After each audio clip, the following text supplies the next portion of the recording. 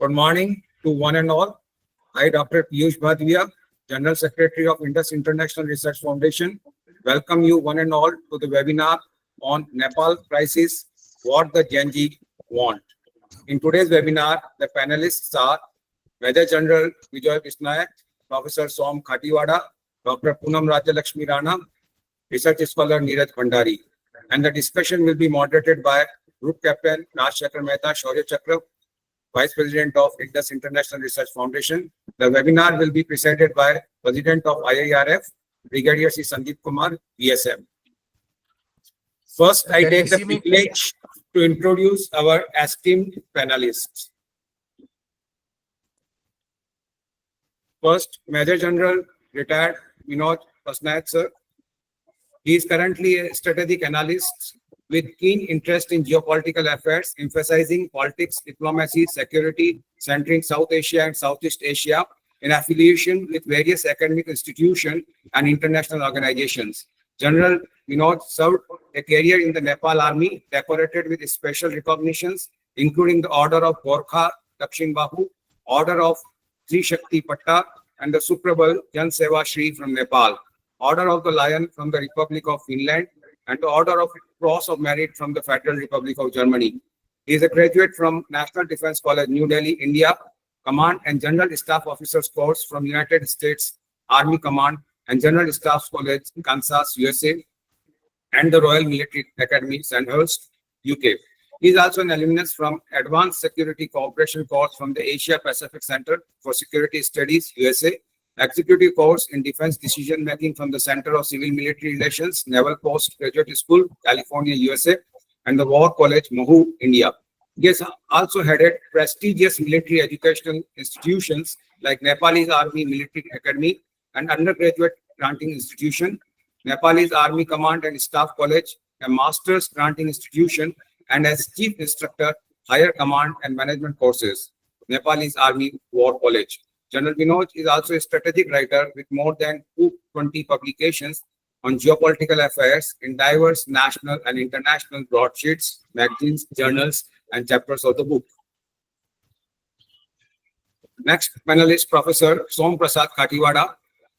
He has teaching and research experience of more than 36 years. He was former head of Department of Nepalese History Culture at Tribhuvan University, Nepal.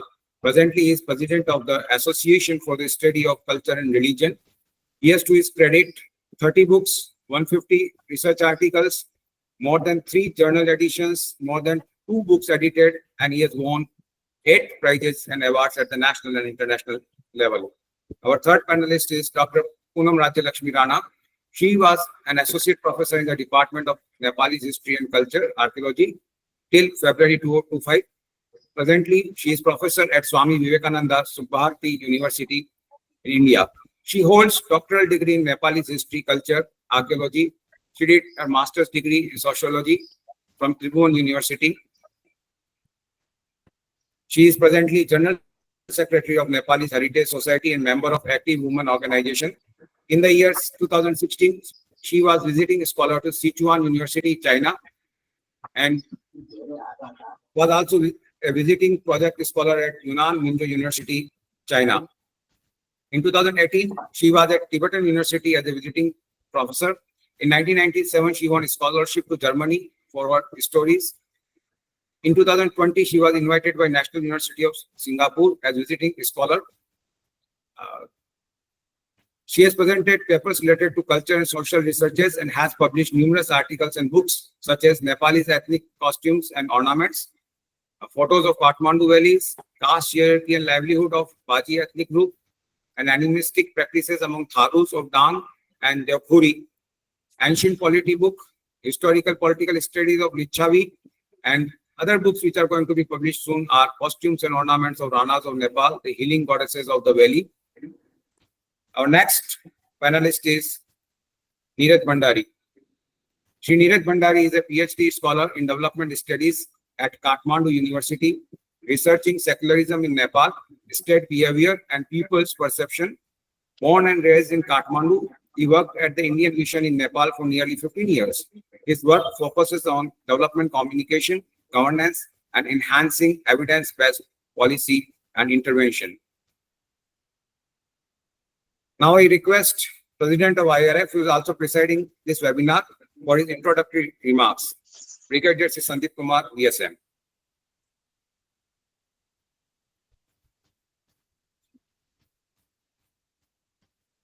I invite President Sir for his introductory remarks.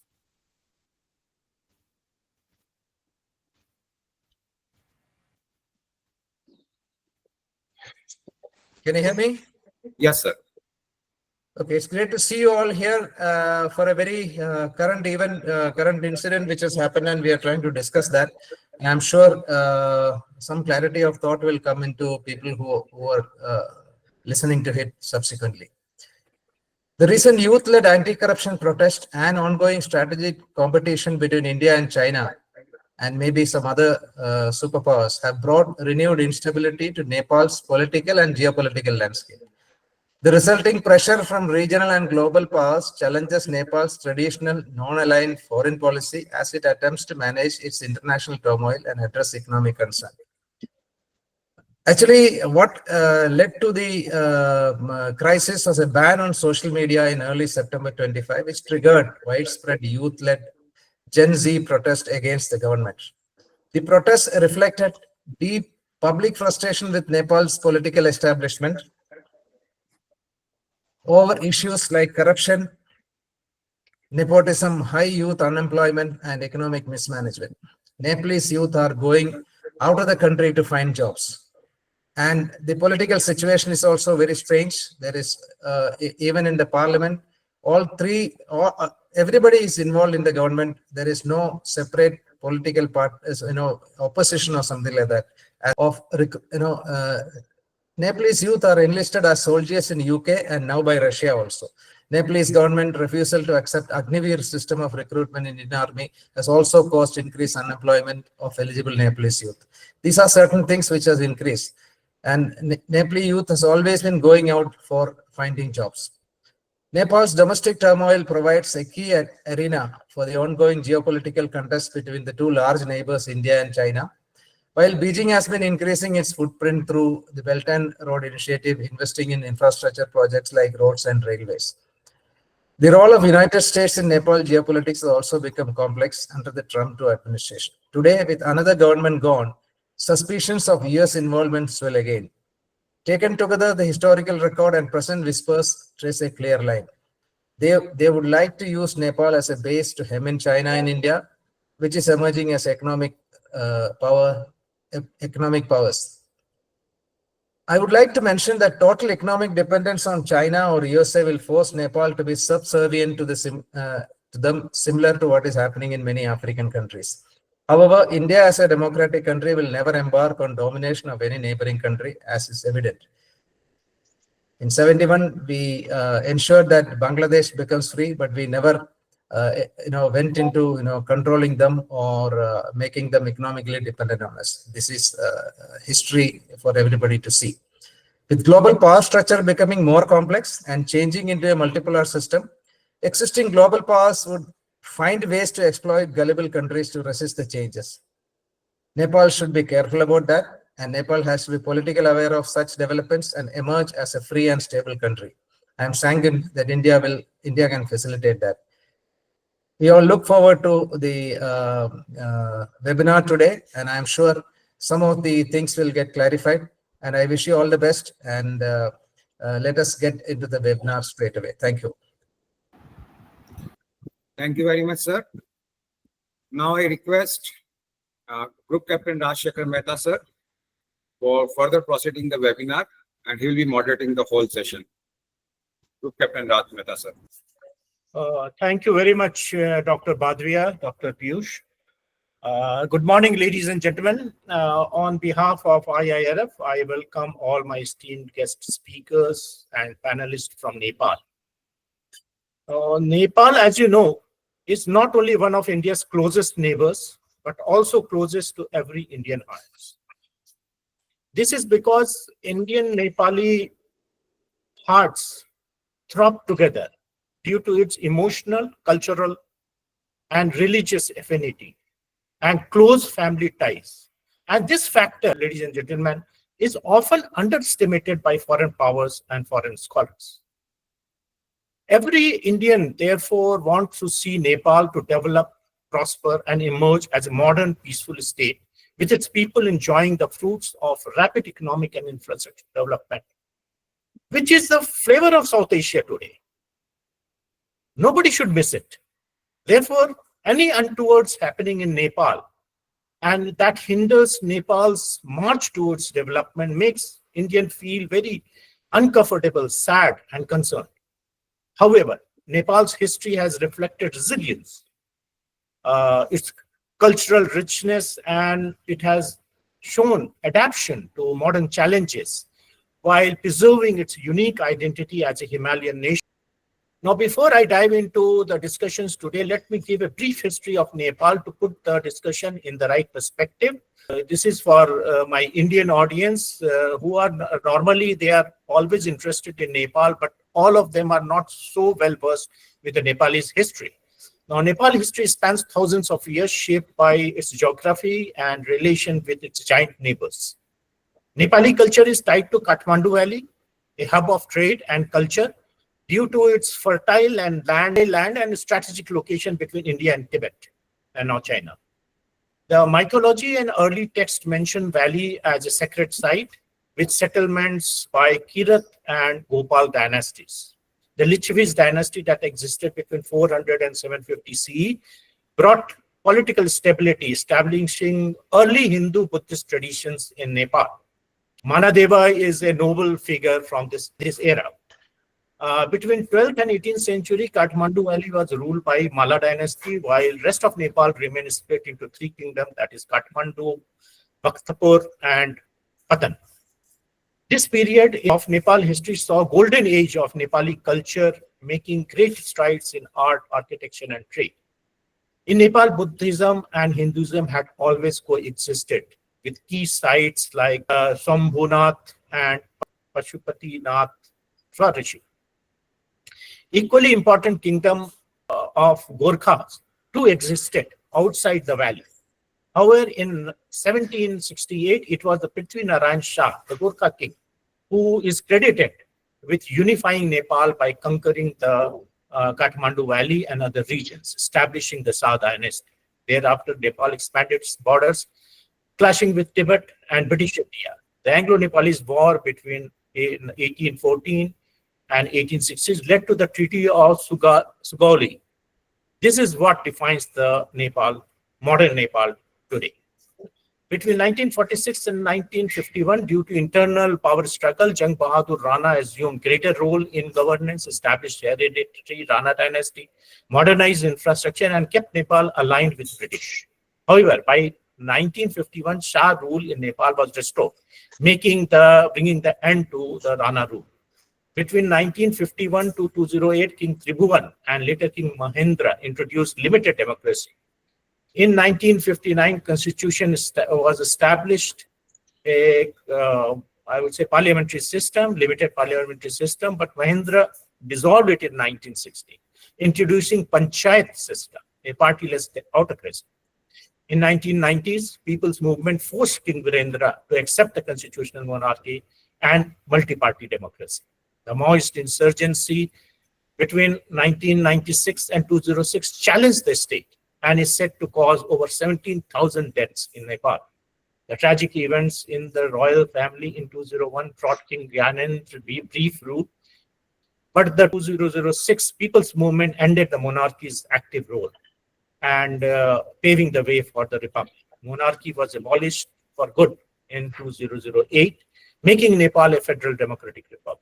A democratic constitution of 2015 gave Nepal its federal structure with 7 provinces, leaving a section of Nepali society called the Madeshis out of the system. Ever since then, Nepal has seen unprecedented political instability, with frequent government changes impacting its economic development, while balancing its ties with India and China remaining the major preoccupation of the political parties and successive political leadership.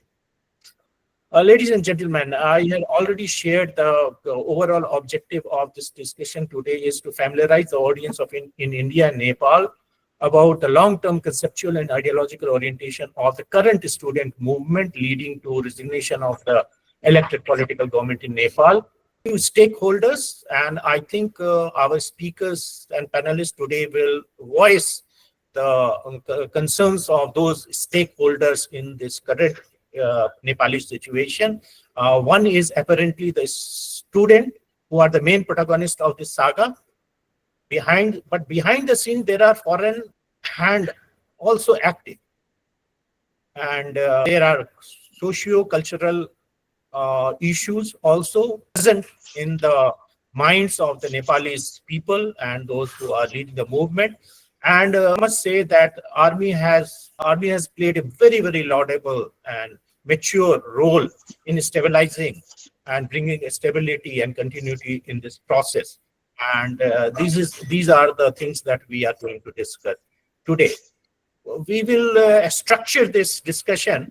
I will invite all the four our guest speaker one by one, giving them 10 minutes for their introduction to the topics that they want to put across. And later on, we can have some questions arising out of those talk will be posed to the speaker. Then we will also take some questions after the fourth speaker has spoken for 10 minutes each. We will have some questions taken from the audience, and thereafter we will let each speaker to wrap up or wind up their conclusions, and thus we will complete this discussion. Now, since the youngest among the panelists is Sri Dheeraj Bhandari, and the Gen Z is the focus of the entire situation today. I have decided to first give the chance to Mr. Bhandari, who is a research scholar, and we will like to understand from him what caused this sudden outburst of Gen Z agitation. Why was it so violent? What ideology is driving it to this kind of violence? And what are the students' objectives set by Gen Z as per his assessment and understanding to achieve through this agitation? So, Mr. Dheeraj Bhandari, I invite you to put across your views and analysis of the situation, please. Over to you. Thank you, sir. I once again would like to say hello and namaste all the way from Nepal to the distinguished panelists and the organizers and all the distinguished audience. So before I start, I'd just like to give a very brief overview of what recently happened starting from the first week of September. Like, as we all would know, it was, I think, on 4th of September, the Nepali government decided to shut down 26 major social media platforms that included Facebook, Twitter, currently X, YouTube, LinkedIn, Reddit, Snapchat and Signal, which are the commonly used platform by the young Nepali population. So the stated reason from the government side was to enforce new registration rules that the social media has to be registered in Nepal and also follow the tax for the foreign digital services. So, however, a lot of people, not just the youngsters, but many people in Nepal saw this move as an attempt to, silence the growing criticism. And there was a very viral trend in social media that was tagged as Nepo Kid, which highlighted the very lavish lifestyle of the political elite children amidst widespread poverty. So for Nepal's Gen Z, who were deeply connected to the digital world, this ban somehow felt like, attack on their voice and their future. So the crisis started unfolding slowly because the government action limited, somehow already had started to ignite a wave of protest in the social media. A lot of people sharing this, and predominantly it was by the young people, social media influencers. So they finally decide that, okay, we should now speak up and come to the street. So what began as a peaceful demonstration, which fairly seemed quite organized that morning on 9th of September, but that quickly escalated into violent clashes because on the 9th September, protesters tried to storm the federal parliament building, leading to deaths of 19 students, young people, basically, that very day. And till date, the death toll has reached 72, with injuries over 2,100 people. So this violence culminated in the resignation of the then Prime Minister, Mr. Oli, KP Sharma Oli, and then appointment of Sushila Karkia, former Chief Justice, as the first female interim Prime Minister of Nepal. So as we look back to the entire saga, the protest has also led a trail of devastation, like iconic government buildings, like the heart of our bureaucracy, the Singha Darbar, and the federal parliament were set ablaze. Likewise, the Supreme Court, and besides that, even the private enterprises like one of the biggest retail chain here, Bhatbhatini Supermarket, hotels like Hilton Kathmandu, and telecommunication service provider giant like Ncell had suffered significant damage. So also this protest somehow targeted the media landscape, while the Kantipur Media Group, one of the biggest media group, was also destroyed. So the widespread destruction, somehow not just disrupted the daily life, but also majorly underscored the depth of public discontent. So looking at the entire scenario, I know our seniors, General Basnath and Dr. Rana, will highlight more on the other angles. While focusing on Genji, the beyond the immediate trigger of social media ban, the protester was, I feel that they were fueled by other deeper issues, like Genjis in Nepal face high unemployment rates. We have very limited economic opportunities, and this political system somehow has been perceived as, not reachable to the people and corrupt. So the social media ban, I'd say, rather than just quelling this dissent amongst the people, somehow amplified feelings of exclusion and frustrations for the youths as well. So for many young Nepali, the digital realm, like the social media platform, was not just a very platform, but also it was a lifeline to the outside world. So, as a historic turning point for this, these events marked a significant shift in Nepal's political landscape, which seems very unprecedented looking at the world history. The Genji protests were not just, a mere reaction to specific policies, but a broader demand for the change of the entire system. So use of digital platform was done to organize, mobilize the youths, activists, and the youths. So now, as the interim prime minister has been appointed, people do have hope for reform and a more inclusive political process. But also, having said that, the aftermath of the protest has also profound economic and social implication for the youth itself, because the destruction of businesses and infrastructure has led to financial losses, job insecurity, as we are approaching to the major festivals, Dashera and Diwali. So that is where all the family gather. People who are working abroad come back home. So in a very critical juncture, that people have lost job. So moreover, the unrest has, somehow intensified which is already existing, the trend of outward migration, with many Nepali already seeking opportunities abroad. So this Brendan poses also has posed more challenge to our long-term development. And one thing I'd also like to highlight is, amidst this chaos, misinformation and disinformation played a significant role in escalating tensions and loss of lot of lives. So a lot of false narratives and manipulated contents were circulating rapidly in social media platforms once it was opened immediately after the resignation of the prime minister, fueling distrust and division.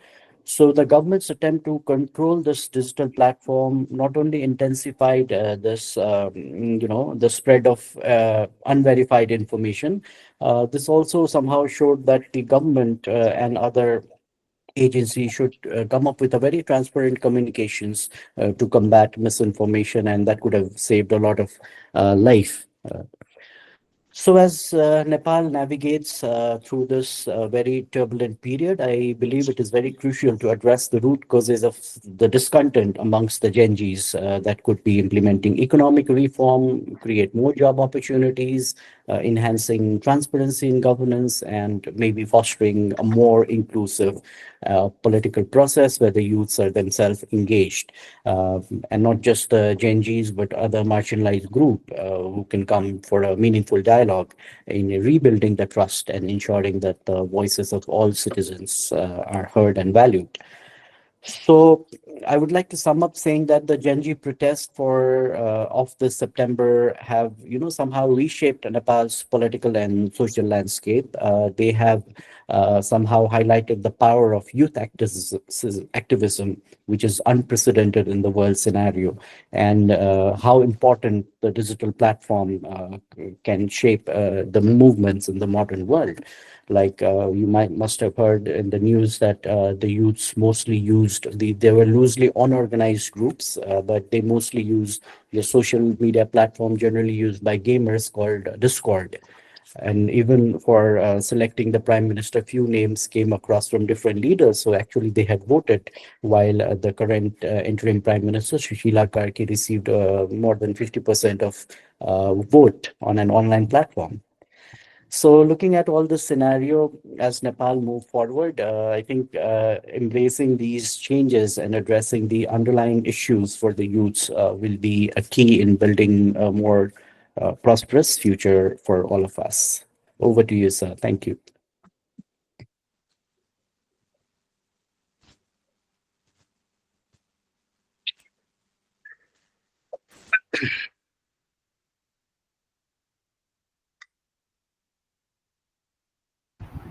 Sir, mute है sir. Okay. Oh, thank you, Mr. Neeraj Bhandari, my fault.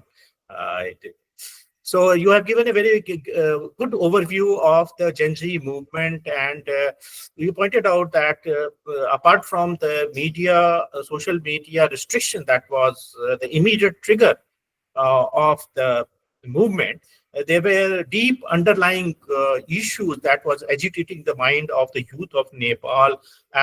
The topmost is the unemployment, outside migration, and shrinking of the job much opportunity outside. You have also mentioned that corruption was a big issue in the minds of the youth of the Nepal. Then political nepotism and politicians being unapproachable, and the youth felt that they are not representing the aspirations of the people, and there was a total disconnect. You have also highlighted that during this movement, there were a lot of misinformation that was going on, which was agitating. Now, two questions I would like to ask. First is that, have you people decided on any leadership as yet? And second question is that we from India, we are seeing, and most of the world is seeing, that the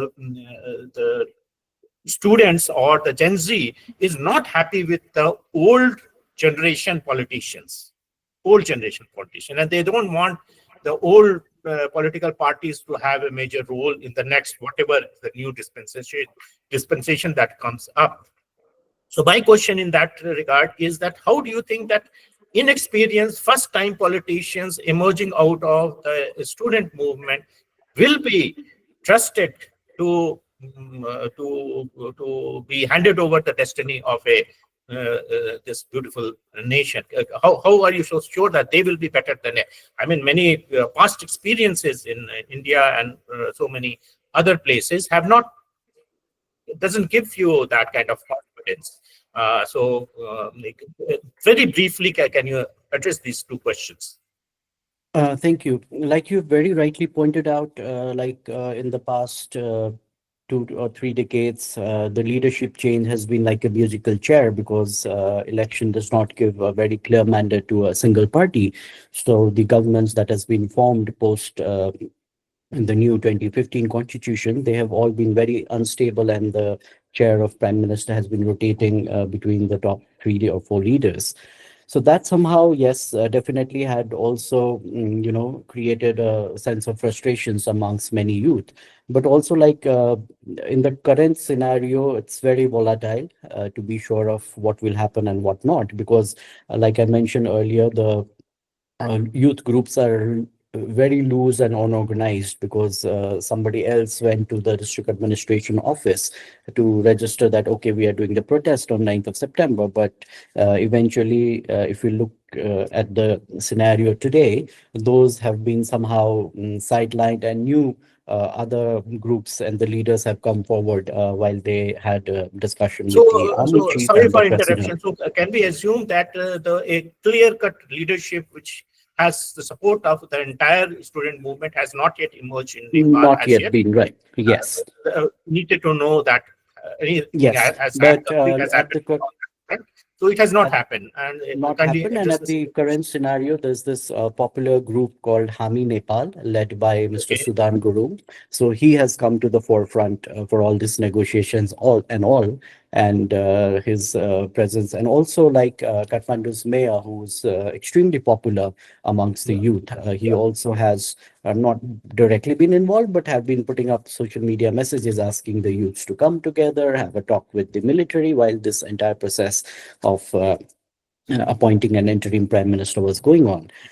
So looking at the new leadership, see now the election has been announced. I'm sure in Nepal, as you all would know, all the political parties have to contest in the election. So most likely all these old political parties would also, having said that, if the election actually takes place Oh, and the given dates, of okay. course, the political parties, and also the news have been circulating that like even the popular youth figures, they are in process of registering a new political Okay. party. Thank you. But Thank as you. they sure, Thank you, Mr. Bandari, because we have to have yes, restricted time. yes, So we got your answer from you that the political leadership from the student section is yet to emerging, true, and I wish them all the best. There must be a good representation in of the young true. people and students in the new dispensation. How best it will serve the interest of the Nepal, the time will only tell. Now, I will request Major General Bashnet, sir, Mhm. please share your views Yeah, okay. view the future panning out under Mhm. the shepherdship of the Nepali army, which Okay, thank you. Thank you for inviting me and reaching out to me. Firstly, I'll not go to the extent of, but I'll just talk about 5 minutes, and then answer to the questions that you may have that will bring about. So, I mean, it is very necessary to decode what was in the noise, but this noise was not new. It was a new group that came abroad, but there were noises from time and again. So the indications for political crisis to happen was there. So when you look at the Gen Z's uprising, I would term it as a natural, unscripted uprising with a Nepali pulse. And and the second is this didn't come as a revelation or a thunderbolt, but the 48 hours and the change it brought was a surprise. So this was actually an incomprehensions by the political elites of not answering when it was ripe. And the other thing that I would like to highlight is the handling of the peaceful protests. And this is not the first time as well. The administrations have been very adamant using force. So this has also so when you look at this particular incident, the Genji uprising particular, this has two sides of the coin. One, it is the Genjis, the youths that came for the protests or the protest, and the other is the handling. And the other side of the coin is the next day when, when politicians, government buildings, and everything was targeted, and the involvement and the groups involved in that. So that is the other side of the coin. But overall, when you look at this, and it's a different analysis that you have to go through all of this. But what it brought was a change. So the interim government has been formed.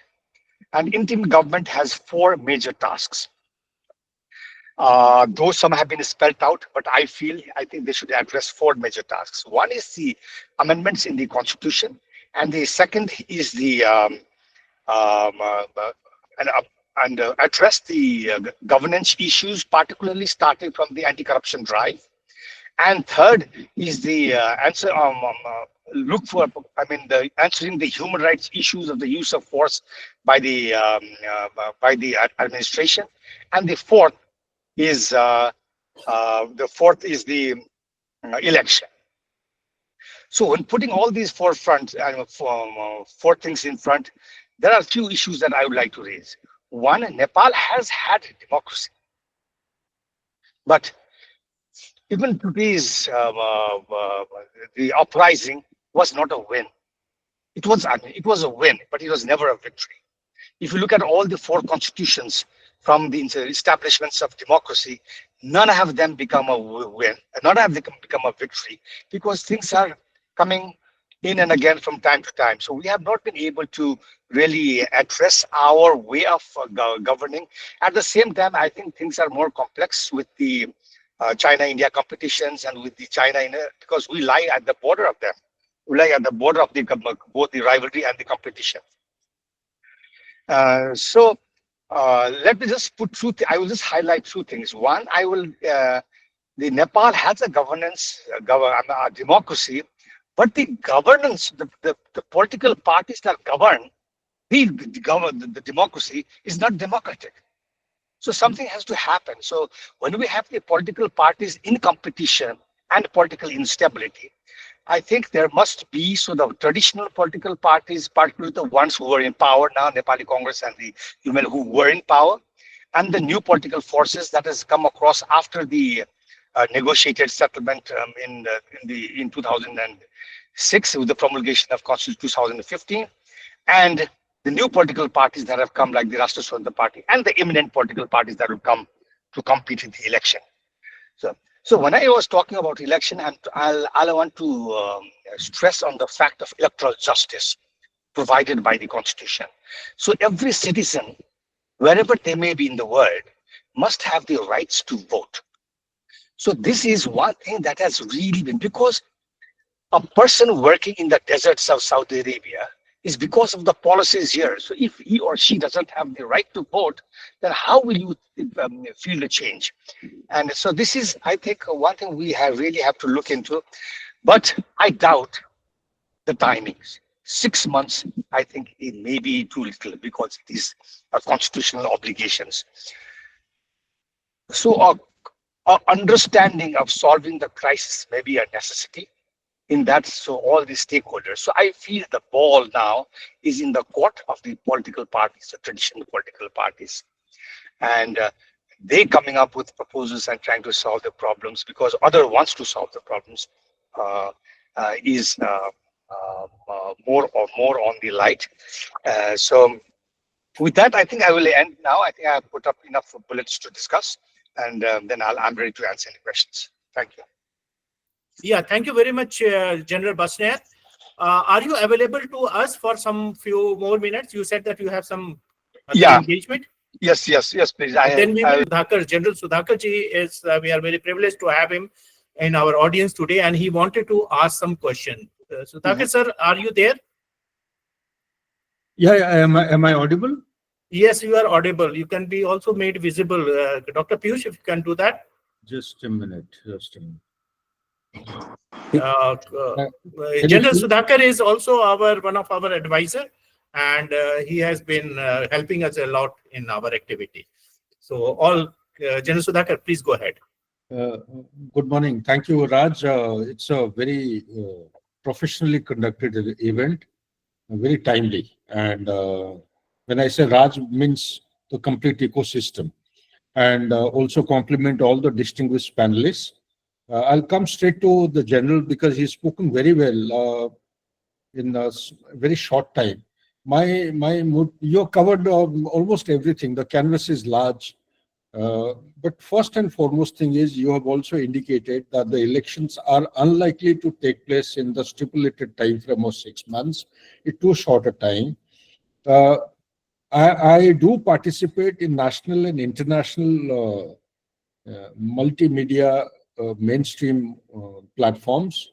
So I'm aware of certain facts which may not be appropriate to disclose now through this medium. But I would like to, as an extension of your thought process, General, want to ask, first and foremost thing that is coming to my mind, is Nepal today prepared to prevent any trigger? Because these 6 months are also, I suspect, have the potentially fraught with dangers of going through the journeys of these avoidable unrest which we experience. This is one. Second thing is, as far as the general is concerned, I'll not ask for those questions because they are short-term, medium-term, long-term. Mhm. If the general can actually dilate on the issue of The feeling, yeah, the feeling that I have is, I think this is an immediately, I think it's a comfort for a way out. But irritations is inevitable, and the imminent is the crisis. So this is what I am trying to point out about, like 6 months would not be enough. I think there will be enough. And so it depends on the political parties' behavior and responsibility of national. Because when you look at what King Gyanendra did, he paved the way for a peaceful transformations of the country. So a transformation is needed, but all the stakeholders have to really realize what the crisis is going to lead to. And then it comes the role of the Nepalese army.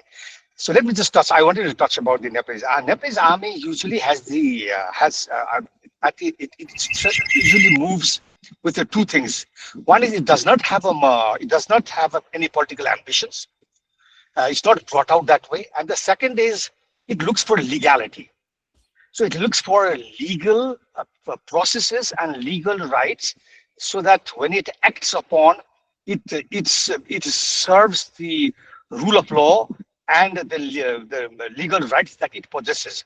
So these are two fundamental things that the army usually looks for, which happened in the episode now also. Like even if the president gave the authority or the willingness for the army chief to negotiate with the stakeholders, which has happened not just in Nepal. It has happened in 2014 in Thailand. It has happened in 2011 in Egypt, 2013 again in Egypt. And so when the head of the state gives the willingness for the chiefs of the army to negotiate on the political way forward. So what I feel now is, I think the political parties have to compromise, come with a better understanding of what the reality is when a small country in the competition and in the rivalry will face in the future. Second, I think the Nepalese army will always have to prepare for the worst and see things how it unfolds, so that the citizens are in safe hands. And thirdly, I think, like when you look at the situation that happened, I mean, three things were very prevalent. One was the law enforcement forces that have credibility had degraded quite a bit, and so the morale needs to be uplifted. And second is the credibility, the legality of the political parties has slowly degrading, which will be a result in the coming up elections, I'm sure. And the third is the noise, or the noise in the public, or the issues in the public has gained momentum. So I don't think this will really die down. It will live for some time, but I'm sure politics is there. And when politics is there, I'm sure the political party would like to buy more time. I'm sure, so that they can, yeah. Can I come straight to the question without mincing my language? Please don't misunderstand me. We are equally concerned, and we want peace to come back to Nepal as early as possible. General, I'll come. During the process of the agitation on unrest, it has come to light that there were some miscreants, not part of the Gen Z, who were the tipping point. They turned the non-violent protest into a violent one, leading to such kind of dangerous kind of activities against the institution. Has the law and order mechanism and the Nepalese army factored in this particular aspect to prevent a recurrence of such things in near future? Yeah, that's why I think there are a few things that you have to really see. That's why when I brought out in my initial remarks, I said there's two sides of the coins. On the other side is the second day and the. So I think you need to connect the dots on what actually and which were the things on the target and who could possibly do it. So I think there's an investigation that should come out. I hope the government instigates that. Um, but looking at what happened, I think one of the key factors that I see is the untimely political decisions that the army was awaiting that could prevent such a, I mean, such incidents to happen. You see, so I think when you foresee things, the politicians must, and the strategic communications, the strategic leadership must be able to act in time. So the time factor had played a lot. I think if the Prime Minister had really called up the National Security Council or asked the President to endorse the mobility of the army instead of deployment, I think that 11 hours would have saved the second part of the coin. Okay. Thank you, sir. Thank you. And thank you for having me to such a good. I'll have to leave. I'm sorry. I mean, we can always meet next time. Thank you so much. Yeah. We look forward to the next time, sir, and we will have a better organized. I'm very sorry for the technical hiccups that took place that disrupted, but we will. Recording will be fine. You will not come to know about it. Yeah, thank you. Thank you. Raj, with your permission, we must get the general more often to get a strategic perspective of all issues. Sure.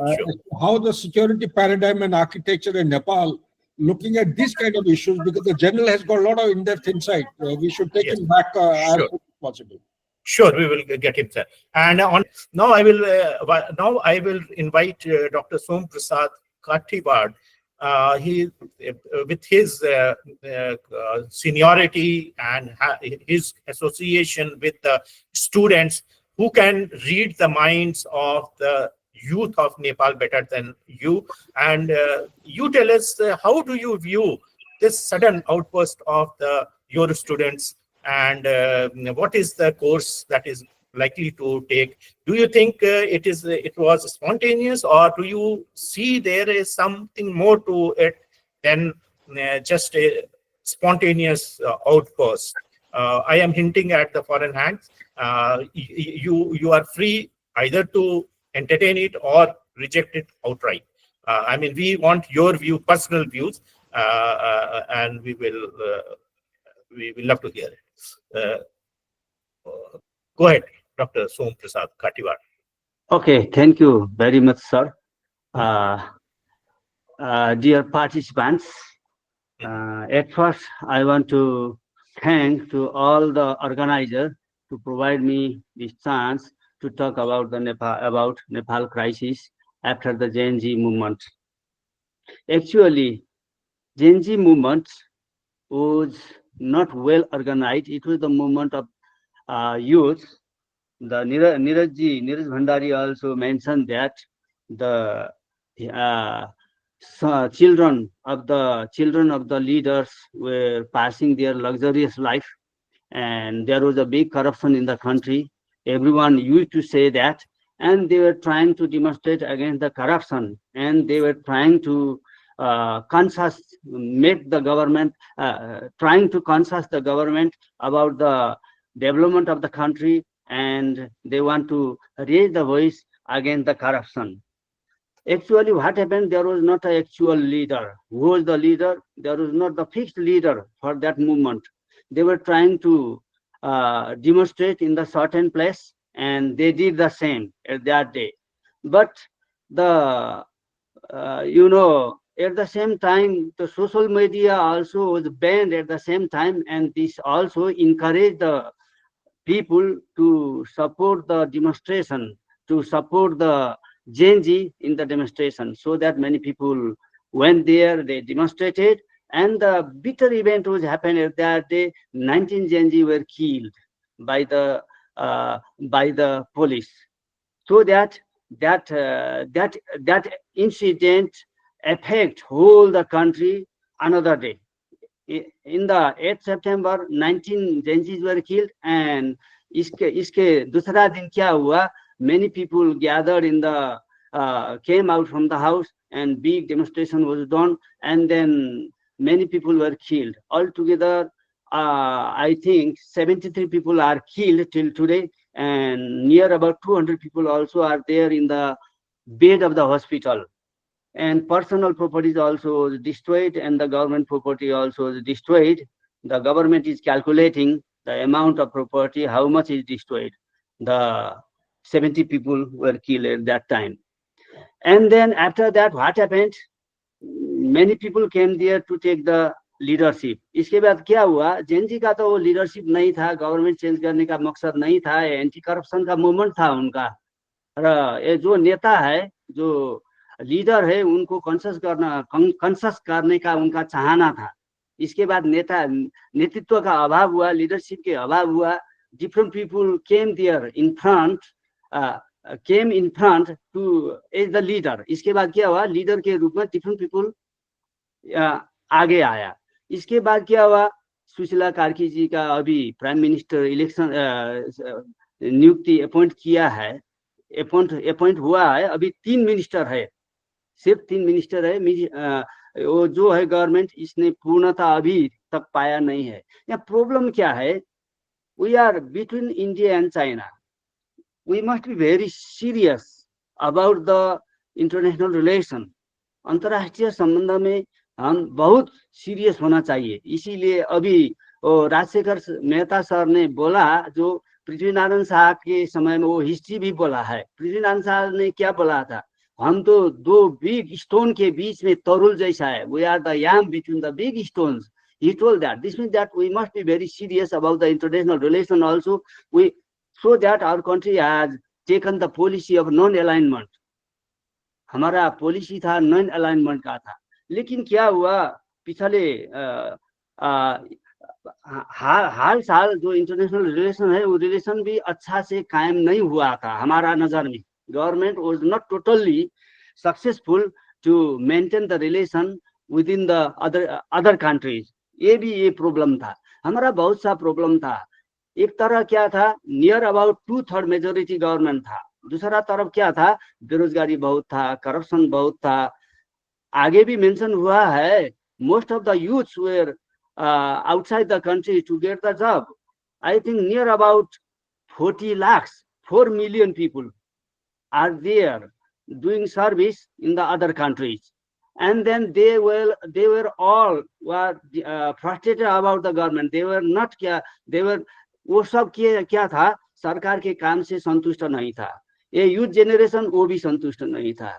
अभी भी एक generation है, जैसे professor है, teacher है, intellectual है, जो administration से भी बाहर है, गवर्नमेंट से भी बाहर है, अभी भी बाहर है। वो साइलेंट देख रहा है, देश में क्या होगा, क्या नहीं होगा, वो फैक्टर भी वहाँ है। लेकिन उसका भी समर्थन वो जेएनजी का पास था, क्योंकि जेएनजी का जो वॉइस था वो बहुत राइट था,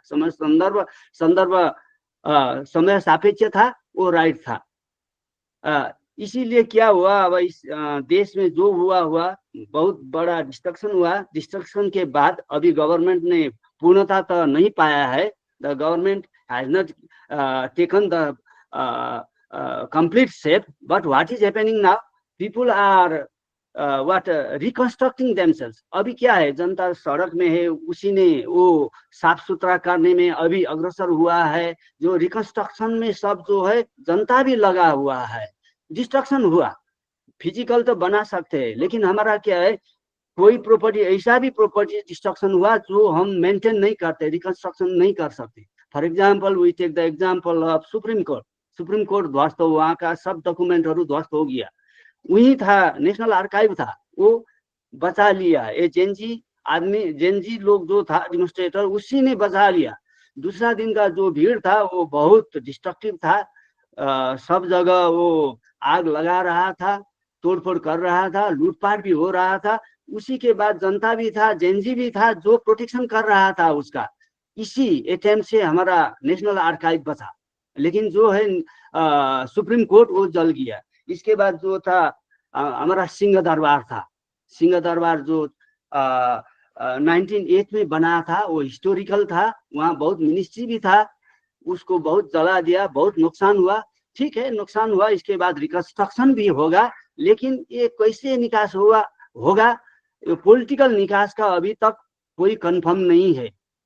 तो जो है फिजिकल डिस्ट्रक्शन वो तो रिकवर होगा नहीं, लेकिन जो पॉलिटिकल डिस्ट्रक्शन, पॉलिटिकल इनस्टेबिलिटी अभी है, वो कैसे निकास होगा अभी मालूम नहीं है। मेरा विचार ये है कि जो बड़ा एक समूह है, टीचर है, प्रोफेसर है और इंटेलेक्चुअल है, जो पर्दा के पीछे है, उसको आगे आना चाहिए और इसके सही निकास देना उसी का रोल होना चाहिए। I think so sir. Thank you, very good doctor Som Prasad ji, आपने बहुत अच्छी बात कही। जो कुछ बात मेरे दिमाग में आपके वार्तालाप को सुन करके आ रहा है, एक क्वेश्चन बड़ा एजिटेट करता है माइंड को कि एजिटेशन तो जायज था, इसमें कोई शक नहीं है। उनके जो ऑब्जेक्टिव थे वो भी नोबल हैं, लेकिन ये जो पार्लियामेंट को उन लोगों ने जलाया, बाद में चल के आपके सुप्रीम कोर्ट को जलाया, पशुपति कुछ टेम्पल्स को भी जलाने की कोशिश की गई, और आप बताते हैं आपका आर्काइव्स को जेनजी ने बचाया। तो मुझे ऐसा लगता है कि शायद जेनजी के मूवमेंट को कोई बदनाम करना चाहता था, क्योंकि मुझे समझ में नहीं आ रहा है जेनजी क्या पार्लियामेंट को क्यों जलाएगा और सुप्रीम कोर्ट को क्यों जलाएगा। लेकिन कारण भी हो सकता है, क्या ये सिंबॉलिक था? ये सारे सिंबल्स हैं एक प्रशासन के, और वो प्रशासन एक करप्ट पॉलिटिकल पार्टी डिस्पेंसेशन कर रहा था, तो एज ए सिंबल मांग के उस पर अपना गुस्सा उतारा गया, ये भी हो सकता है। और तीसरी बात मैं ये भी जानना चाहता था कि ये सब में आपको लगता है कि किसी ने बाहर से इसको कुछ इस आंदोलन को बिगाड़ने की कोशिश कर रहा था? ठीक है सर, क्या राय है इसके? और हाँ, एक बात ये, क्या हम्म। कॉन्स्टिट्यूशन भी इसके लिए उत्तरदायी है, ये इनस्टेबिलिटी के लिए? आपका क्या रिकमेंडेशन है इस पे कि क्या कि ये कॉन्स्टिट्यूशन को भी एक बार रीलुक करना पड़ेगा? कुछ लोगों ने कहा है कि जो कॉन्स्टिट्यूशन का ढांचा है, जो रिप्रेजेंटेशन का जो सिस्टम है आपके यहाँ, वो भी बहुत हद तक जिम्मेदार है इनस्टेबिलिटी और करप्शन को प्रमोट करने के लिए। थोड़ी सी बड़े संक्षिप्त में आप अपनी राय दीजिए, क्योंकि मुझे दूसरे स्पीकर्स को भी लाना है, और ये सब विषय हम फिर बाद में फिर से टेकअप करेंगे। ठीक है सर।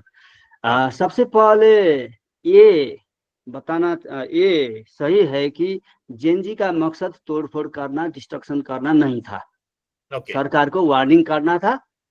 उसका जो काम था, आंदोलन था, उसी दिन 8 सितंबर में समाप्त हुआ। अच्छा, जेनजी का डेथ तो हुआ, they were killing, 19 people were killing at that day, though they were telling their friends that please go back, go home, etc., etc. And most of the destructions were done another day, at 9th September. Firing was done at that day, and many people were killed, and the public and personal property also was destroyed. If we talk about the international affair or the national affair, all the people who were destroying the property, personal and government property, all were the Nepali there. But we don't know. उनका connectivity कहाँ था वो मालूम नहीं है। बाद में जब अध्ययन होगा उससे पता चलेगा। बिना अध्ययन ऐसा बोलना भी नहीं चाहिए, लेकिन जो था डिस्ट्रक्शन में ऑल नेपाली था। इसके बाद क्या था? There were many more frustrated groups there in that destruction process. I don't want to tell the name, but there were many more frustrated groups.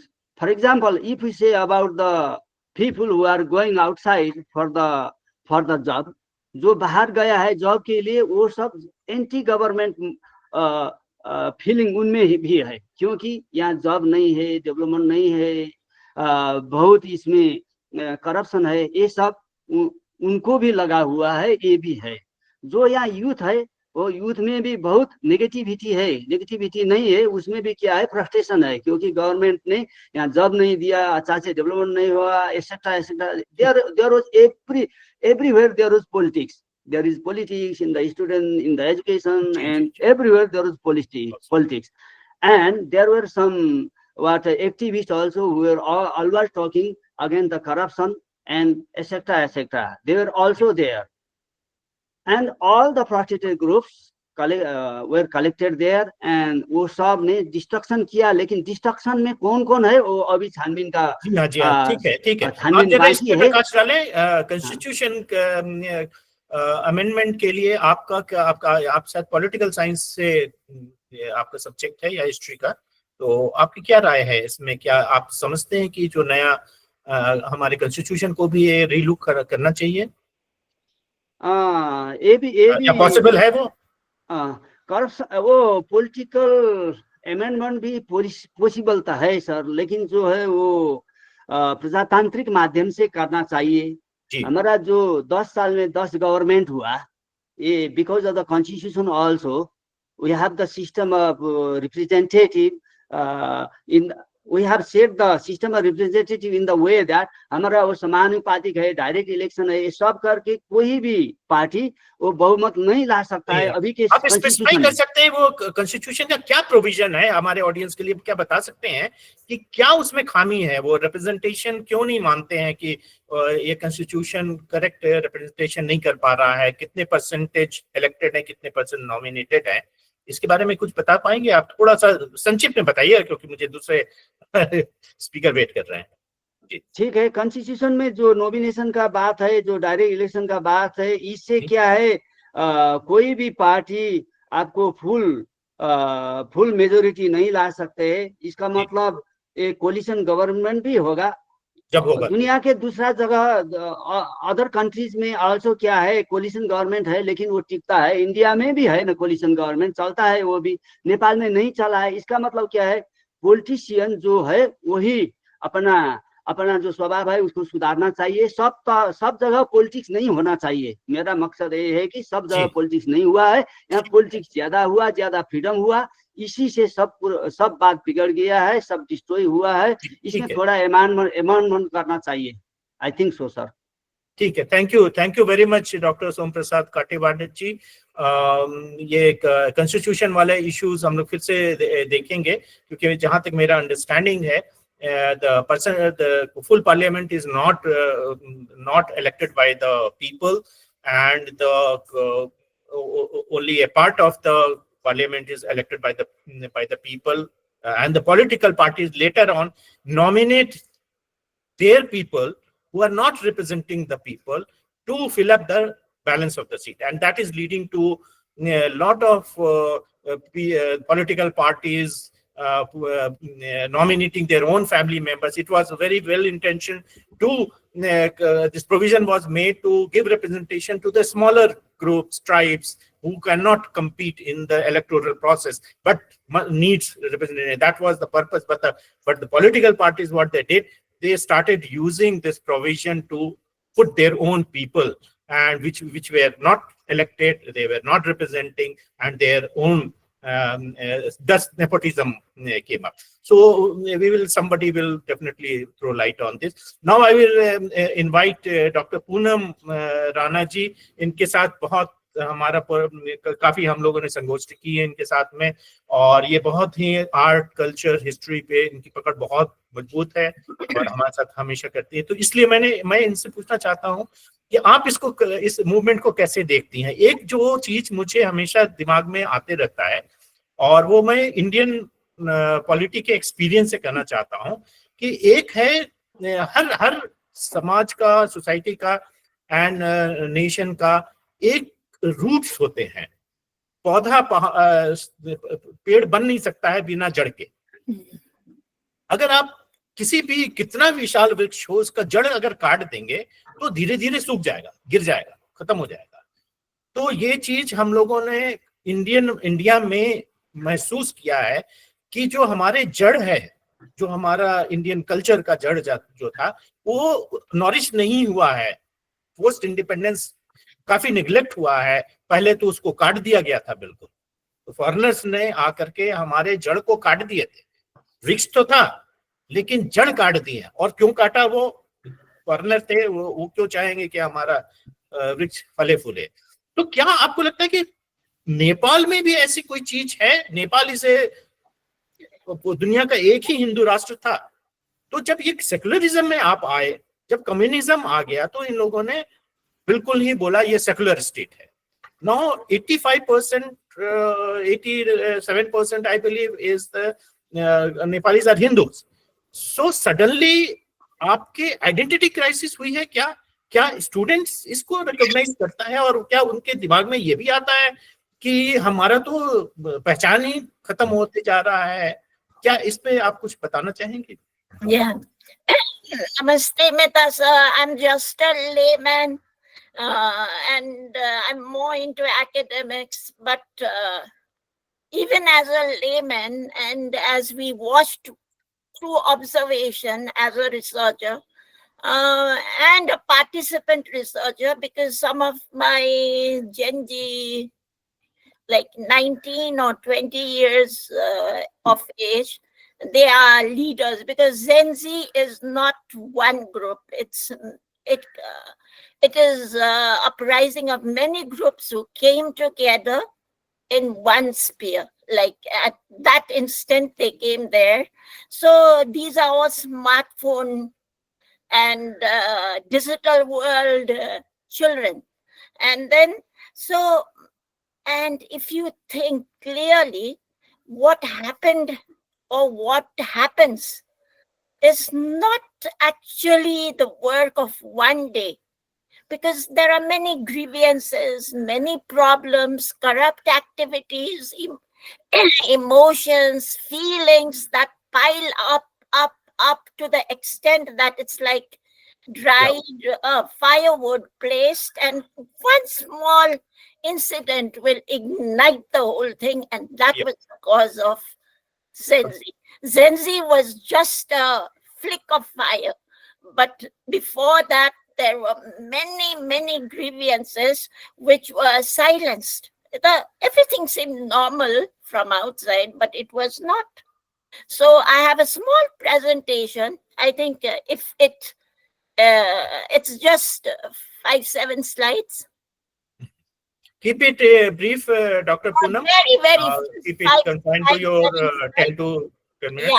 So, that will help us. Thank you. Yeah. Please go ahead with your PPT. Let's see if I can share it. If not, Pius sir is there. Can you see it? Not yet. Okay.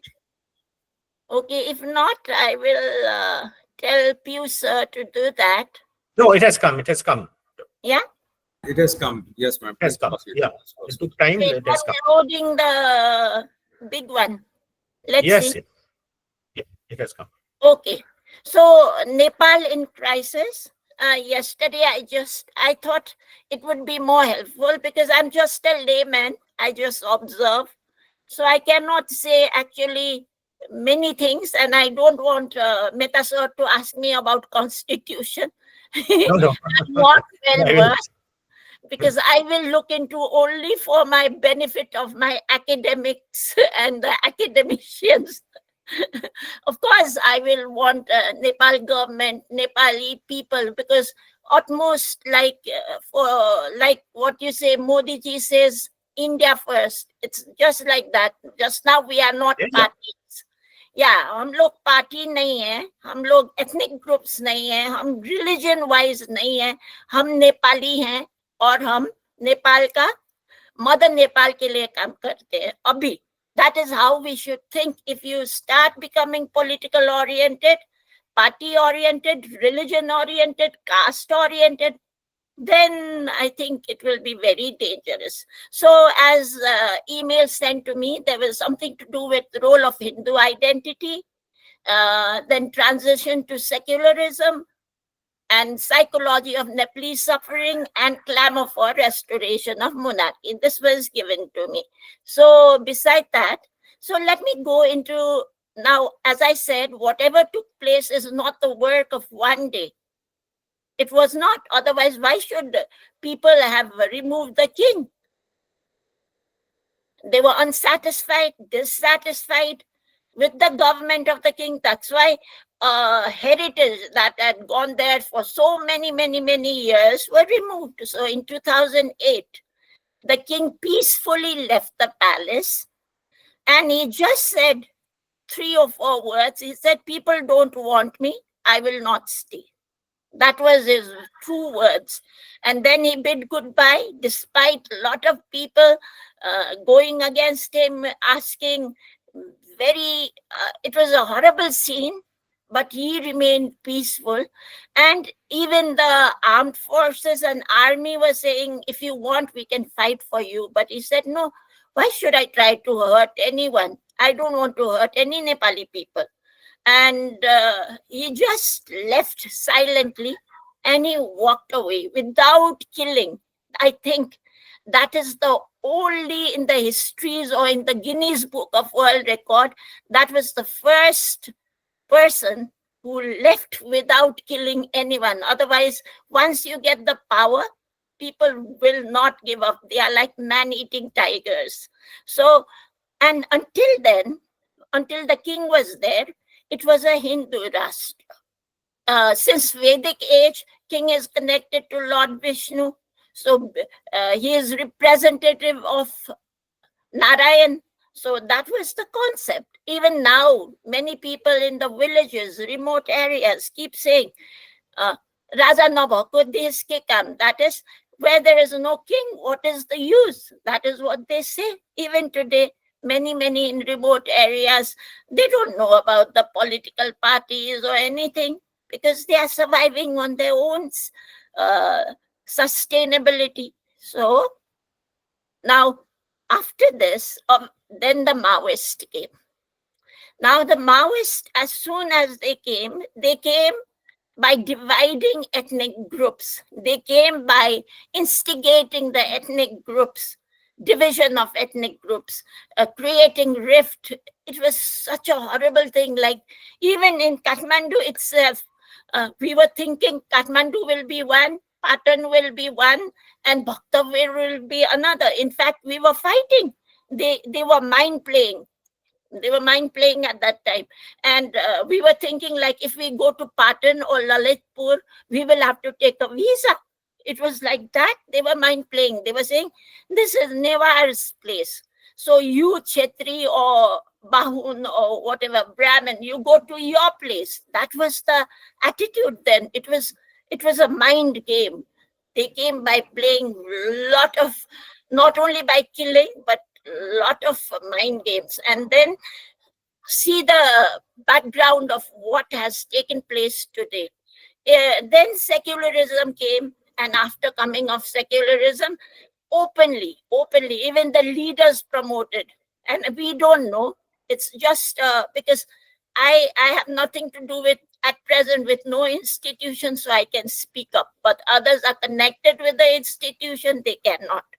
I'm just a Nepali and I can say it because I'm not connected anywhere at present. So at that time, people were saying like perhaps there were unions who were funding them, outsiders who were funding them to spread Christianity. And it went to, and you won't believe just now, majority of the population, though Hindus, yet there are so many Christians. During Easter, you can see them lining up. They are giving them scholarship to go to America to study Bible. This is very true. I'm telling the truth. And then they are not only doing that, they are even organizing feast for them. And like in Hinduism, there is little bit, despite a lot of modernization, change, there is still in the remote areas, there will be tap or dunge dara or stone tap, different for the Shudras and different for the other groups. So these kind of rigidity actually made them turn into Christian. Now, when you turn the youngsters into Christianity and they said, in this, there is no arranged marriage, there is free, like love, you can go and do love relations. So many youngsters went there. And then now, after they married, the children of those people became Christian by birth. That is how it is increasing. And majority population were angry. Of course, everyone will be. but they were mum, or they did not say anything, but it was there. The underlying current of dissatisfaction was there. Then another scenario is the only 3 people went on the political merry-go-round. Like the merry-go-round was one prime minister. They were all like, all 3 of them in front of us. They were fighting when the voting time came, one scolding the other, one talking about another's bribery. But inside they were one person when they came to get the benefit. So it was like a merry-go-round, only 3 people. And not everyone's wife, but few of the ministers' wife became very, very powerful. In fact, they were the ones who were ruling over the men. Many people know that. And I won't take the name, but corruption grew and increased. And there was a silent oppression reaching the apex. Outside, there was no oppression, but inside they were threatening, so that the media, so that the press, no one were speaking against the government's corruption. They had, the voice was silent. And if someone spoke next day again, it was a silent thing. It was very strange. Like we observers were, I was shocked. I was wondering what's going on, because the medias, they did not speak a word. So, and another great incident that took place few months in 2025 was a monarchy group. There was a procession, a silent procession where they were making munch, where the leaders would speak. It was a peaceful procession. Of course, it's a democratic republic, federal, whatever they have termed, so many big names for a small country. So they wanted them to speak up against corruption and all. But then suddenly rifle shots were given. So that was very, because in international law also, when you shoot, they were not armed people, they were just sloganing, were trying to make the leaders come, and all at once barricade. The leaders gave orders to shoot rifles. Rifle? That was shocking news for all of us. And then one journalist who saw the incident was burnt alive on that day. That, see the piling of the problems. So, and the other journalists also did not raise the voice. It was a shocking matter, and it's still a shocking matter, at least for me. I don't know about others, because they can't say anything. I'm not bothered, because I'm a kind of person which if I see something wrong, I will say it, and others will not, because I am no one to butter up here anyone. So at that time, I was really shocked, and I was wondering, there'll be journalists uprising. There would be, at that time, I was expecting a flick of fire, but it did not. It was silenced. And the corruption not only had footholds in the political sphere or in the administration, it had slowly, what happened even into the academics. There was, the system gave importance to monopoly, party phone calls, power of the high officials and their wives ruled over the capability. So the grievances were innumerable. So then the findings, as time and again, pro-monarchy protest was common in Nepal. Those powers silenced the press, radio, TV, and then I think we were also very greatly influenced, though people don't talk about it, but surrounding influence does count. So Sri Lankan event, Bangladesh crisis and protest was a burning influence, and it had all the people, I don't know, general public, when we talked, also said, even in our country, there should be something like this. It's too much. They have to be pulled out of their houses. That is what we said, not in front of the press, but as friends and small.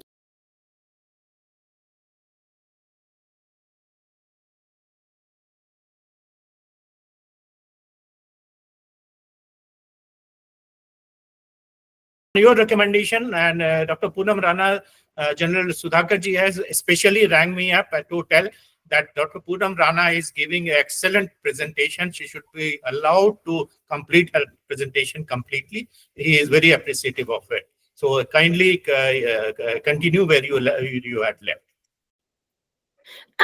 Okay, as I told you, whatever happens or happened is not the work of one day. There were many, many grievances, problems, political unrest, corruption, corrupt activities that led into what this took place.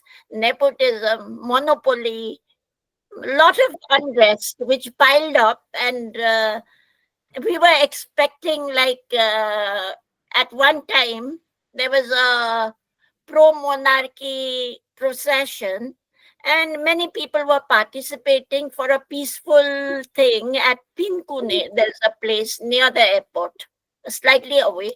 And all at once, when they were trying to, the leaders were trying to give, they were all unarmed people. So all at once, are you seeing the slides, sir? I don't know if I'm audible. Am I audible? Yeah, yeah, you are audible and the slides are Okay. visible. Then at that time, the leaders ordered someone ordered someone to shoot. And the rifle was used, which was against the international law because it was peaceful procession, and everyone in a democratic federal republic, whatever they say, it's a everyone has the right to put out their views and opinion.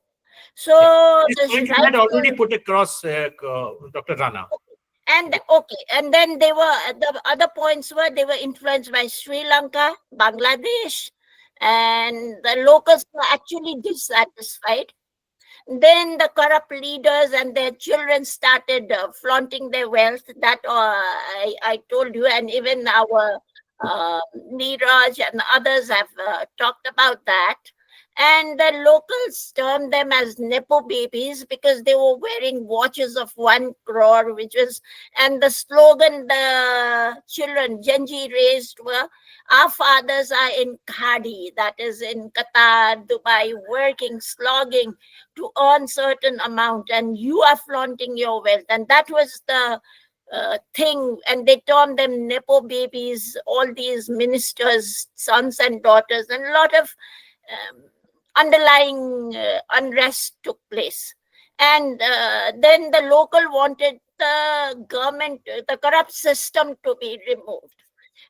On the first day of the 8th September, Genji group, they were just carrying their water bottles with their bags, and Genji between age group of 15 and 27, 8, like that. They gathered, raised with a slogan, with a placard, and all at once we say, what do we say, like Vinashakale Viparita Buddhi, and the leaders just ordered them tear gas, water spray, and they were unarmed people with just water bottle and a bag and a placard. So they were shot with rifle, and the rifle was shot and aim was taken, which is very beyond international law or whatever. They were targeting the head and the heart, and that is wrong. It is below the knee. That also only when it is very much necessary, but it was not. So that triggered the fire. And then these people, one thing strange I found, because I'm a person from this place and we were observing everything, though I did not go into that turmoil, but there were no human rights people at all. And that was very, very strange. Why? Why were the human rights people not there? It's very strange. Because always USA Human Rights Group and European Union Human Rights Group, they are always coming and taking videos and this and running in front. But There were no one there, and we were shocked because those children were just carrying bags and slogan placard and water bottles. That's all, and they were shot. And then they went and break through the Samsad Bhavan. They unfurled the flag, and many people, children were shot. And but one thing, I as a what do you say, rational person who can analyze, we can say they did not burn that Samsad Bhavan. They could have burned it at that instant. They did not. So that was, and then the curfew broke out, army came. So all this took place. Then after that, they actually raised the slogan which the Genji had put was against corruption, nepotism, lack of opportunities and all that. Then the scenario of the second day, 9th, was now in name of Genji. Genji is the name, but if you see the videos, you will see elderly people participating. The burning areas also you won't see. Of course, there are few Genji's children, but others are all elderly groups, above 30s, 35, 40s, older, luteras, criminals, Maoist. I say it openly because I'm not attached to any group or any parties. At present, I'm just a Nepali, and I want peace for Nepal. That's all. That's my view. Though my father died working for monarchy, so I'm from inborn, I'm a supporter of monarchy, but at present I'm not. I'm no one. I'm just a Nepali, plain Nepali supporting Nepal. So on this day, these looters started burning, destruction. Okay, the building has not done any corruption. Those building is our asset. It was older than 200 years. It's so difficult to make those buildings. And these people were horrible. They actually burnt, and a lot of burning of, I think they were targeting important places like Nagrikta office, National Identity Card office, where the papers are. What has got to do with Zenzi and corruption? Okay, corruption papers, or someone was targeting because now all the papers are lost. Maybe it was that, God knows. So there are many hidden things going on, which is beyond laymen like me can understand few things, but about others I cannot say. So at that instant, the corrupt leaders, like our prime minister, he escaped, fled, and then I don't know from where he said, I've resigned, but he did not come into media or anything. He just vanished away. And the scenario was quite frightening because my house is in between president and prime minister's quarter. We were not allowed to go out. So we were like inside. And scenario, we could see the smoke rising, and my uncle's house, Mama Ghar, is very near PM's quarter. So I was ringing them up and asking and finding out. So it was a frightening scenario. But one thing I found was, unlike Bangladesh, where women violation occurred during this uprising and riots, our people, be they luteras or be they whoever, Maoist or what, but majority are Hindus and Buddhists. So all of them, nearly majority, 90% are Buddhist and Hindus people participating. There was no violation of women or anything like that.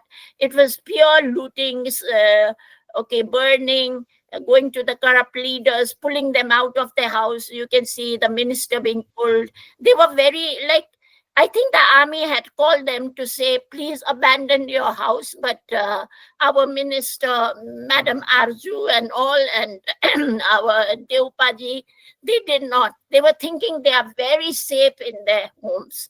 But when millions, I could see from my house, from Rashtra Bank, that is near PM's quarter, from there, the procession still was, the head was near our place, and then they marched all.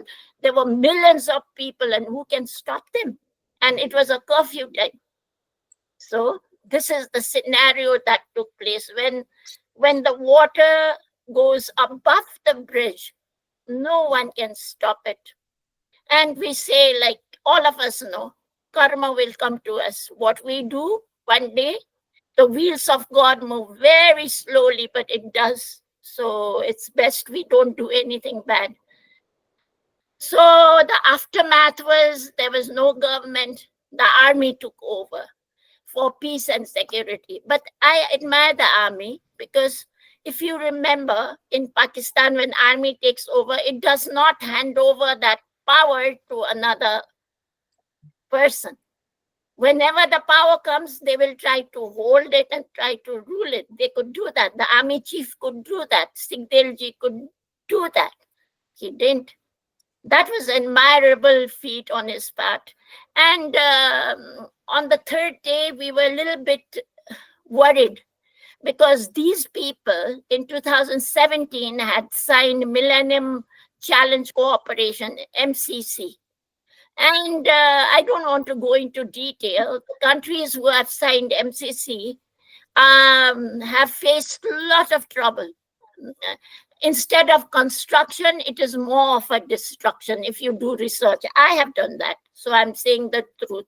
Anyone can say that, because once they look into the net, everything is out. So we were worried that they will send their foreign armies. Now, we are in between China and India. Yeah? We are just a small land between two great nations. So, yeah. Okay, so we are in a very difficult region. We have to be friendly to China. We have to be friendly to India.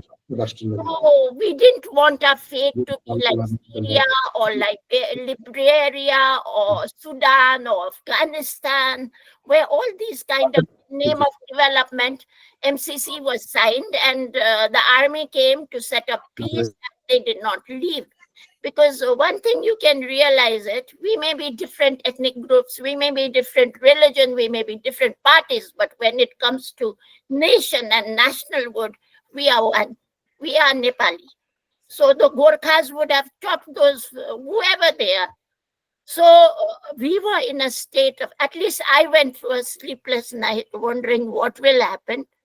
And then finally the army, the interim government or 6 months government came, and our first Nepalese female prime minister, that is Sir has already said, Pasnipji, others have already said, there was online voting and she got majority vote and she came.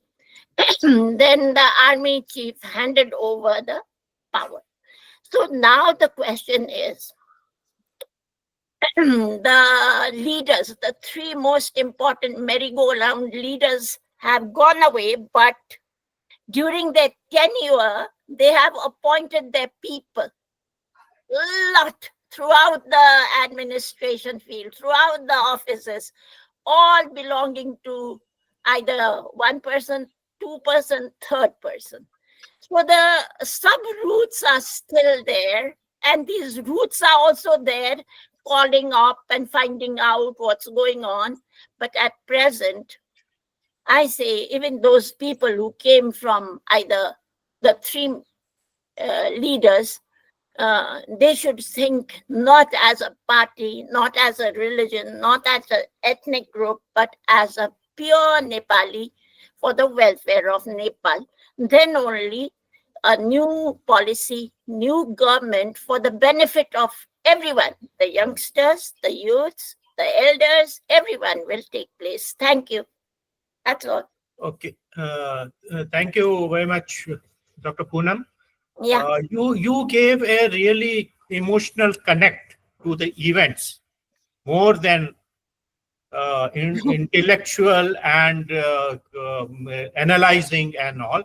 You have really connected us to the feeling of the Nepalese people when they were going through that terrible traumatic Because my topic experience. was psychological suffering, and it Yes. was a psychological. Even now, we are in a little bit of trauma. Yeah. So you have brought out, apart from facts and figures, you have connected it to the emotions of the Nepalese people. Thank you very much for that. And now we have already run out of time. We have overshot. So I will quickly see in the chat box. There are some questions. One question is from Mr. Atreya, and he wants to say that the monarchy was also very well at one point of time become unpopular and was steeped with corruption. And he is asking, is the current disposition of the democratic setup is more corrupt and bad than the monarchy, or? Oh, of course, 1,000 times more. Earlier, it used to be under the table, but now it's over the table. When we go to do some work, they will say, it's so gloomy. Can you treat us tea? And that tea will cost you more than 5-star hotel. Unless you do give money, your work will not be done. And it's openly, because the leaders are corrupt. Jatha Raja, Swata Praja. So, Yeah.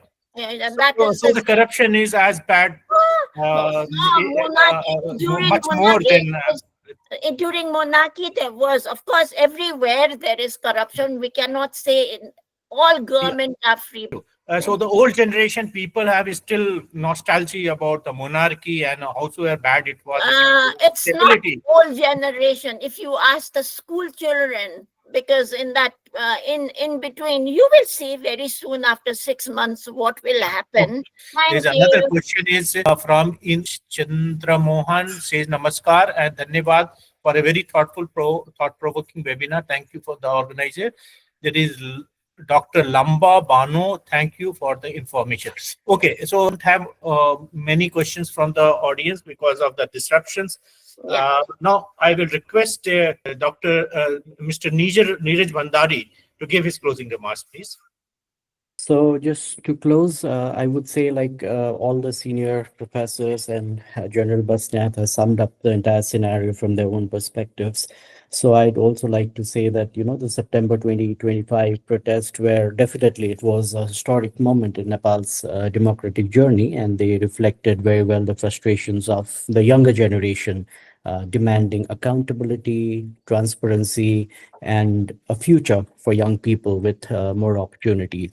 But also the protest, while summing up, I would say that highlighted the structural weaknesses. That's the gap in governance, slow responses like Madam Poonam Rana just mentioned to citizens' need, widespread accusation of corruption, and the vulnerability of our systems to tackle with information, misinformation, disinformation.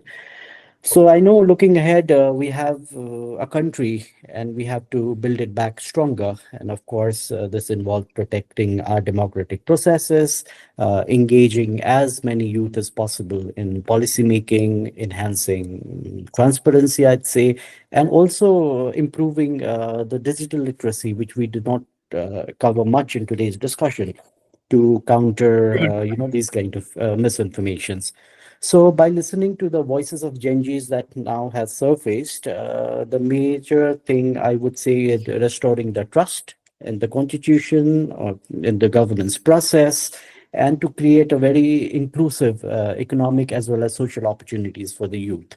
So that somehow would transform this crisis into a long-term stability, prosperity. And that's it from my end. Thank you. Yeah, very well said. You covered everything beautifully. You are very, very articulate, and we will definitely like to get you back again in our next session. Now I will request Dr. Som Prasad to please give his closing remarks, and thereafter I will request Dr. General Sudhakarji to give his concluding remarks of the entire session. Please, Dr. Som Prasad. Thank you, Mehta sir. हाँ, हिंदी में बोल सकते हैं. ठीक है sir. Audience तो सारे हिंदी भाषी हैं. What happened in the past, it is happened. We cannot cover it. हम सब वो रिकंस्ट्रक्शन में लगा हुआ है। जी इससे जी जो हुआ अब क्षति नहीं होगा, क्योंकि वो यार बनो सब कुछ जो है वो स्थिर हो रहा है, रिकंस्ट्रक्शन में लगा है। There are only two things to be done in the future. One thing जी is that the political parties should compromise the present situation and go directly to the election. Each and every people have to help to go to the election, and we have to make the election success. And the second thing is that the interim government should be prioritized only in the election. Their vision should be the election, not the other. Otherwise, we cannot control the situation. So that we have to keep two vision. If we go in this way, ऐसा करने के बाद क्या होगा, सब स्थिर होगा, सब अच्छा से जाएगा। यही है सर मेरा विचार। Okay, thank you very much for listening me. Sure. Thank you very much. We will get you back again. And now General Sudhakar ji to give his closing remarks to end this discussion. Are you there, sir? Unmute your mic, sir. Ah, No, thank you, Raj. I have nobody to give closing remarks. You are the. No, sir. You are in your presence, sir. No, I'm also learning. Okay, very quick point. Firstly, compliments to all the very distinguished co-panelists. And I think it has been, in a short time, they have covered much more than beyond our expectations. From my side, as your advisor, we should make it very clear that the aim of this particular event or presentation or panel discussion is to be a solution provider. IIRF is to be seen from the perspective of as a solution provider of one of our neighbors, जिनके साथ हमारा जो आप बोलना रोटी बेटी के जो रिश्ता है वो है, because we cannot, if you are sleepless, if you are harassed, if you are troubled, we are more troubled than you. We are very, very concerned about the peace and stability coming back as soon as possible. This is one point. Secondly, please do pardon me. I have no intentions of sharing anything which may sow the seeds of discrimination or divisions. I am only sharing certain inputs. You all are very intelligent, and particularly I would say Neeraj has spoken well, so has Dr. Poonam and Dr. Som Prasad, all of you and the general. I am just sharing one input with you. The present statistics of the division of the religion in Nepal. Just Google up, you'll find the figures. Hindus 81.2%, Buddhists 8.2%, Muslims 5.1%, Kirat 3.2%, Christians 1.8%.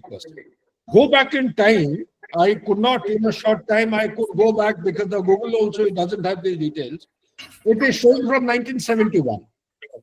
The Hindus were 89.4%. They have come down to 81.2% now. Buddhists was 7.5 in 1971. They have gone up to 8.2%. Muslims were 3.04% in 71. It has gone up to 5.1% now. I cannot tell the details of Kirat and Christian. This is a very important input, which I think for thinking people like you, cerebral people, must keep in mind. And I don't have to dilate the issue. Second issue that I want to share is, as solution providers, I am very fearful. Being a soldier, you see, we are taught, we are brought, our upbringing is based on the paradigm of the boundaries of prevention is better than cure. Okay, so I don't want, as a soldier, if it can contribute in a penny's worth, that similar things should take place. But what I wish to share with the thinking and cerebral people today is that there is a bigger picture we should not lose sight of. Okay, it may not be understood by the common man on the ground, because for him it is something. Corruption हो रहा है, नौकरी नहीं मिल रहा है, दाम बढ़ गया है, उसके लिए है. लेकिन आप जो पढ़े लिखे हैं, जो गहराई में जा सकते हैं, जैसे डॉक्टर पूनम का presentation, she is seeing beyond what is visible. That is what we are actually holding this meeting for. You see, there is a big picture taking place over the world. That big picture is nothing. It is manifesting in form of strategic rivalry. Strategic rivalry, people will mistake India is your roti beti ka rishta ka pados hai. We are not into any kind of strategic rivalry, nor do we ever think to have a strategic rivalry. Strategic rivalry is between USA and China. Dr. Poonam ma'am brought out one acronym, I think, CMC or something. It is there all over the world. USA had released $500 million under that heading, if I'm not wrong, in 2017, if I respect my memory. And it was on the name of, supporting the democratic architecture. Okay. So this is peanuts. Why is it happening? First started with Sri Lanka, thereafter Maldives, thereafter Bangladesh, thereafter Nepal, and the day is not far when Bhutan also will start crying horse. Myanmar is already burning. So why is this happening?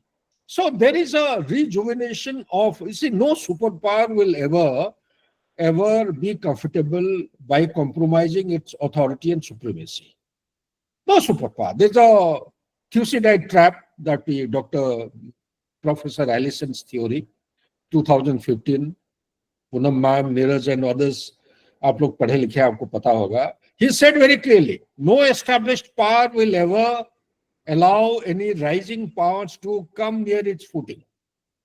He's carried out extensive study of past 500 years. 16 cases have led to very intense conflicts. Okay, so basically it is that game. USA is perhaps feeling the pinch of losing its supremacy and authority. Therefore, it is trying to revive. Yesterday has been a breaking news, although I knew long time back that Bagram airport has been taken over or in the process of being taken over. And Yes. the president himself, he came out loud and clearly. So that, and I am the only one who's been saying in the media, yeah, abhi se chal raha hai Hindustan or USA ke beech mein, ye sab drama hai. Yeah. The centrality of the issue is that superpower will be superpower. Superpower will becoming a superpower if it allows a rising power to rise up. Okay, so therefore every action that is taking place, ये मुनिट शुनिट को बुला के गोद में बिठा के lunch करा, ये सब ड्रामा है. These are all drama. Okay, so ultimately today only in the breaking news you will see the Balochistan Liberation Army, which they had declared as terrorist organization, today in the 1296 resolution of UN 1999 ka 1296 or 97, China and Pakistan, they have branded this particular as a global terrorist organization. Today, I just read, I hope I am not wrong, USA has objected, sorry, under the given circumstances, with the available kind of inputs, we are not justified to brand it as a global terrorist organization. Ye kya flip-flop ho raha hai? Kya meaning hai? So you will understand, join the dots. So what I'm coming to is there is a big picture taking place, and we should be mindful of the fact that Nepal has got a very large boundary, long boundary with India, particularly Bihar and UP. Bihar and UP, I think, comes to around 1,300 or 1,400 kilometers. And during COVID pandemic, we had, if I again respect my memory, 35 checkposts. Now it came down to 21 or 27. Now I believe only 7 are operational. Joint checkpost has got a very deep meaning between Nepal and India. We have to be very, very clear for a worst, situation going out of hand. Okay, so see, the checkposts have come down to 7. 7 have got immigration facility, if I remember correctly. And third thing that I want to say, that besides the big things happening at the global level, there are intermediate or the regional level activities taking place. Right since 80s, we know that ISI is present there in Nepal. ISIS has come in. Turkey has come in. Nepal, amongst our neighbors, has got largest number of NGOs, non-government organizations. These NGOs are getting funding from all forces inimical to the growth story of India. The whole drama is basically to stop India now or never. $4.19 trillion अगर नहीं रोकोगे, कोई नहीं रोक सकता है. हिंदुस्तान को कोई नहीं रोक पाएगा. उसको रोकने के लिए ये सब ड्रामाबाजी चल रहा है, ring of fire and strategic strangulation and all that. It will take place. That is the bigger picture I'm trying to say. But the intermediate or the regional issue is that ISI is present. Turkey has come in the name of some NGO, carrying out tree plantation along the border between India and Nepal. And along with the Turkey, let's not be horrified or shocked to learn, there is a deep involvement of Qatar. There are Nepalese who have gone into the security paradigm of Qatar there. They're providing this thing. They're being coerced, they're being forced to convert the religion. Only then they will be entitled to pension. These are the kind of issues. There are very sensitive issues. I don't want to go into that. But broadly, I just want to throw ahead. And local level, I only hope and pray that people down below at the grassroots, they have understood that the big game plan. Little while back with the General Saab, I triggered that point. I hope the decision makers are aware of the fact of the tipping point. The tipping point between a peaceful protest to a violent protest. How did that tipping point take place? There are reports which are coming in the open media. People have seen motorcycle पे आके पटका लगा हुआ है, हाथ में वो Molotov cocktail लेके घूम रहे हैं, कोई बंदूक लेके घूम रहा है. They are flourishing da and kukri and whatnot. So, and they are the ones who have burnt. You see, no indigenous Nepali population ever. I have been to Nepal myself a number of times. I have my relation. I have my courtsmates there. The chief is known to me. So these are the people. What I'm saying is that there is a very, very dangerous component which has been infiltrated into Nepal to exploit the opportunity and do these kind of damages. Particularly, most horrifying scene was the ministers, people of excellence, of the people, by the people, for the people. We have elected them, and look at the way the finance minister has been ripped apart and thrown into a gutter onto the riverside. It is this thing is going viral. So if it is happening with Nepal, it can happen to somebody else. The last point I have is Islamic fundamentalism. Islamic fundamentalism is spreading. The number of madrasas and the masjids which have grown up from Tarai region upwards as you keep climbing up, they have doubled as far as my open domain research and study is concerned in past 2 to 5 years.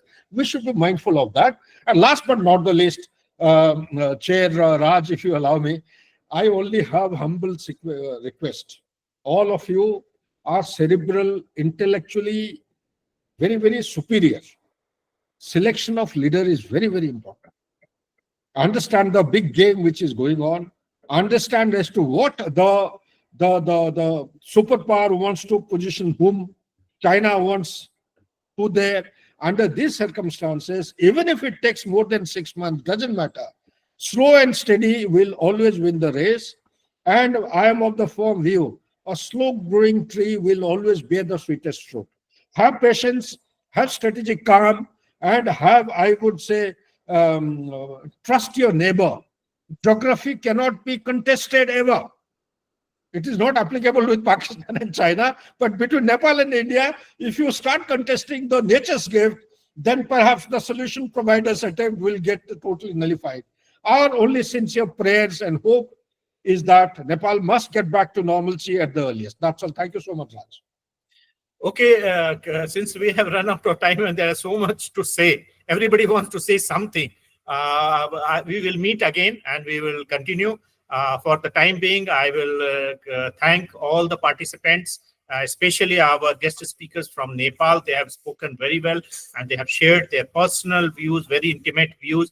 And let me make it clear that India as a neighbor is no one to advise you what is best for you, what you should do, what you should not do. Sometimes we might say, but we have no intention. It's Nepal's problem. The Nepali people have to decide what is best for them. We are only there to assist you. And this platform I have made available that whenever you want to voice your views about anything, it is available.